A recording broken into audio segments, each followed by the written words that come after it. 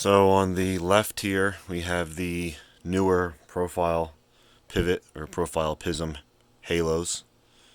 These halos are the white amber switchback, not the RGB right now, but they will ultimately be the RGB version once they come in.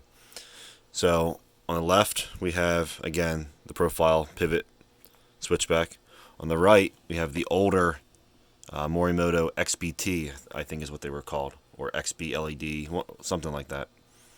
Anyway, I'll show you the slight difference. It's kind of hard to tell unless you really look at them both at the same time in the brightness and color tone. Also, as simply as how fast the driver turns them on. So I'll turn on some Demon Eyes first. Get a look at that.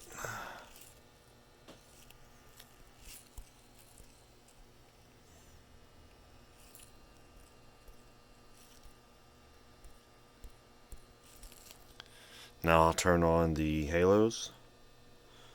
As you could see, the newer profile series turns on a lot quicker than the older one. The whites look pretty much the same. Intensities, I guess, about the same.